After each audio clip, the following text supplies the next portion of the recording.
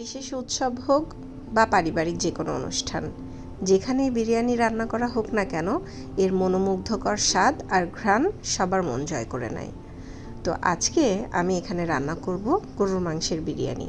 তার জন্য আমি গরুর মাংস নিয়েছি 1 কেজি। গরুর মাংসটা আমি রেগুলার সাইজ করে কেটে নিয়েছি। আর এর সাথে অবশ্যই আমি রাঁধুনির রেডিমিক্স কাচ্চি বিরিয়ানি মশলাটা ব্যবহার করব। আর এখানে রয়েছে বেরেস্তা। বেরেস্তাটা আমি একটু চিনি দিয়ে ব্লেন্ডারে এভাবে বেটে নিয়েছি। আলু এভাবে কেটে নিয়েছি এবং এতে একটু ফুড কালার মাখিয়ে আমি বেরেস্তার তেলে ভেজে নিয়েছি। বেরেস্তা এবং আলু ভাজার পর ওই তেলটাই আমি বাটিতে নিয়ে নিয়েছি। তারপর টক দই নিয়েছি, দইটা আমি একটু ফেটে রেখে দিয়েছি। আর এটা হলো পেঁয়াজ বাটা। এরপর নিয়েছি রসুন বাটা, কিছু কাঁচামরিচ, এটা সম্পূর্ণটা কাঁচামরিচেই হবে। আর এখানে আছে কাজু, কিশমিশ এবং কাঠবাদাম বাটা। এখন একে একে মাংসের মধ্যে সব কিছু দিয়ে আমি মাংসটা খুব সুন্দর করে ম্যারিনেট করব। প্রথমেই পেঁয়াজ বাটাটা দিয়ে দিলাম, এরপরে রসুন বাটা দিচ্ছি 2 টেবিল চামচ,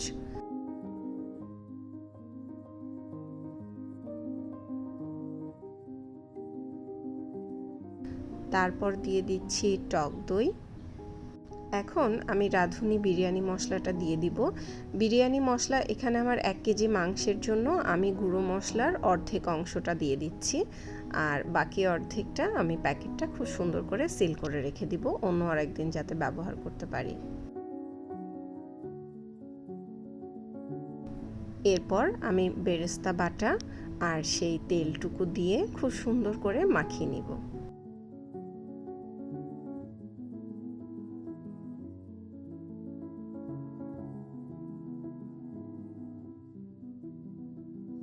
মাংসটা এভাবে খুব সুন্দর করে মাখিয়ে আমি 30 মিনিটের জন্য রেস্টে রেখে দিব।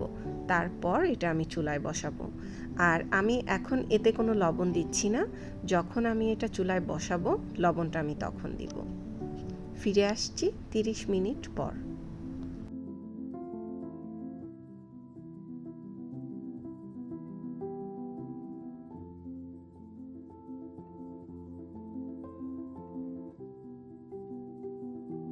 এই পর্যায়ে আমি কাঁচামরিচগুলো ফালি করে কেটে নিয়ে মাংসের সাথে আরও ভালো করে মিশিয়ে দিলাম। এরপর এই মাংসটা আমি ঢেকে এক সাইডে রেখে দিব। এটা অনেকে নর্মাল ফ্রিজে রাখেন, বাট আমি রাখবো না। এভাবেই আমি ঢেকে রেখে দিব 30 মিনিট। আর এর মধ্যে আমি বিরিয়ানির চালটা রেডি করে নিব।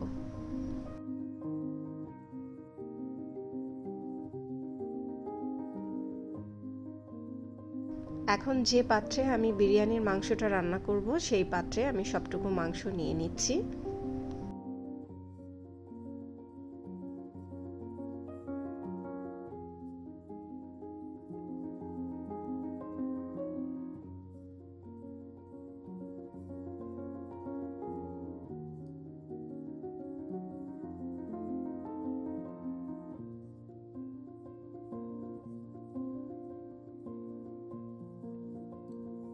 এখন পরিমাণ মতো লবণ নিয়ে আমি মাংসে মাখিয়ে দিলাম। আমি এখন একটু অল্প লবণ দিলাম, এরপর আমি টেস্ট করে যদি মনে হয় লবণ আরও লাগবে তখন আবার দিয়ে দিব। আর এখন আমি মাংসটা চুলায় বসিয়ে দিলাম। চুলার জালটা ঠিক এরকম পূর্ণ জালে থাকবে 10 মিনিট। আমি মাংসটা এখন ঢেকে 10 মিনিট রান্না করব। আর এখানে আমি আমার বাটিতে যে মশলাটা লেগেছিল সেই মশলাটা ধোয়া পানি আমি মাংসে দিয়ে দিলাম। খুব বেশি পানি এখন দেওয়া যাবে না, এটা 1 কাপ পানির মতো। এই পানিতেই মাংসটা কষানো হয়ে যাবে। এরপর যদি প্রয়োজন হয় তখন আমি আবার আরও কিছু পানি গরম করে অ্যাড করব। এখন আমি মাংসটা ঢেকে 10 মিনিট এভাবে রান্না করব এবং এর মাঝে আমি 1 বার কি 2 বার মাংসটা নেড়ে দিব। আর এখন আমি এই যে বিরিয়ানির জন্য চালটা নিয়ে নিলাম। এটা চিনি গুঁড়া চাল, আমি ধুয়ে পানি ঝরিয়ে রেখেছিলাম এবং এখন আমি তেলের মধ্যে বিরিয়ানির যে আস্ত মশলাগুলো থাকে এই মশলাগুলো দিয়ে দিলাম। মশলাটা গরম তেলে হালকা একটু ভেজে নিয়ে আমি এর মধ্যে চালটা দিয়ে দিব। এরপর অল্প আছে আমি চালটা 2 থেকে 3 মিনিট ভেজে নিব। এরপর চাল যতটুকু হবে ঠিক তার ডাবল পরিমাণ পানি আমি খুব ভালো করে ফুটিয়ে চালের মধ্যে দিয়ে দিব।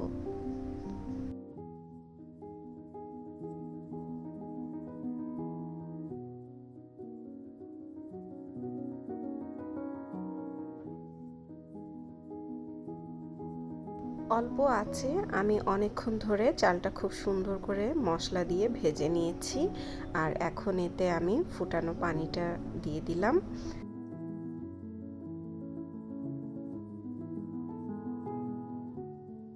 এখন আমি এতে দিয়ে দিচ্ছি 1 কাপ দুধ।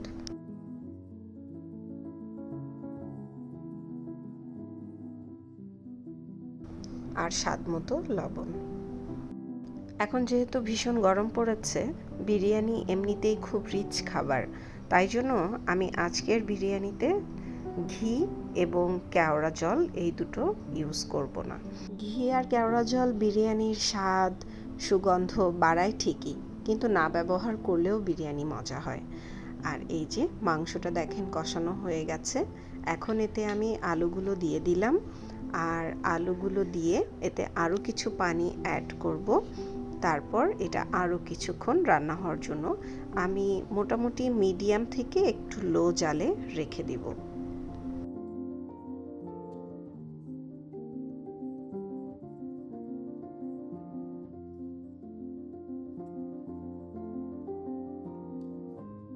মাংস আর আলুটা খুব সুন্দর করে সিদ্ধ হয়ে গেলে সবার শেষে ওই কাজু কিশমিশ আর আমন্ড বাদাম বাটাটা আমি দিয়ে দিলাম। তারপর খুব সুন্দর করে মিক্স করে আমি এখানে সেই চালের সাথে মাংসটা মিশিয়ে দিব। এখন চালটা কিন্তু পুরোপুরি কুক করা যাবে না, এটা 90% বা 85% কুক হলেই হবে। এরপর মাংসটা দিয়ে আমি আরও কিছুক্ষণ চুলা, যদি ইন্ডাকশনে হয় তাহলে ইন্ডাকশনে 200 কিংবা 400 তাপমাত্রায় ওটা বসিয়ে রাখা যাবে।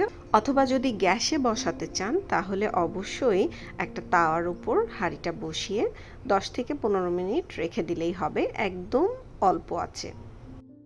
এভাবে খুব সুন্দর করে আমি বিরিয়ানিটা মিক্স করে নিচ্ছি। আর দেখেন চালগুলো কিন্তু ভীষণ ঝরঝরা হয়েছে। এটা যখন আমি এভাবে দমে বসিয়ে রেখে দিব চালটাও খুব সুন্দর সিদ্ধ হয়ে যাবে আর এটা ঝরঝরেও হবে। ফিরে আসছি বিরিয়ানিটা সার্ভ করে। এই যে বিরিয়ানিটা আমি সার্ভিং ডিশে ঢেলে নিলাম। এখন একটু বেরেস্তা দিয়ে গার্নিশ করে নিচ্ছি।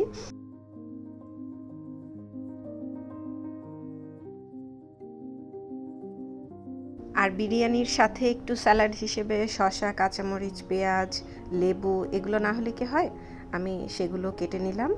আর কিছু সেদ্ধ ডিম আমি এখানে গার্নিশিংয়ের জন্য সাজিয়ে দিলাম। এখন খাবার টেস্ট করার পালা। এই যে দেখেন মাংসটা আমি একটু ভাঙলাম, কি সুন্দর সেদ্ধ হয়েছে। আর এই যে আলুটাও খুব সুন্দর সেদ্ধ হয়ে গেছে। এখন আমি একটু মাংস আর একটু আলু নিলাম। এখন দেখব খেয়ে কেমন হয়েছে।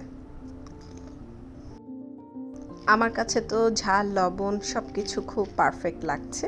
আপনারাও এভাবে বানিয়ে বাড়িতে খান। গরমে বাহিরের খাবার যতদূর সম্ভব অ্যাভয়েড করা উচিত। আর এই গরমে যত পারেন বেশি বেশি করে পানি খান। আজকে চলে যাচ্ছি, খুব শীঘ্রই নতুন কোনো রান্না নিয়ে চলে আসব। ভালো থাকবেন সবাই, টাটা।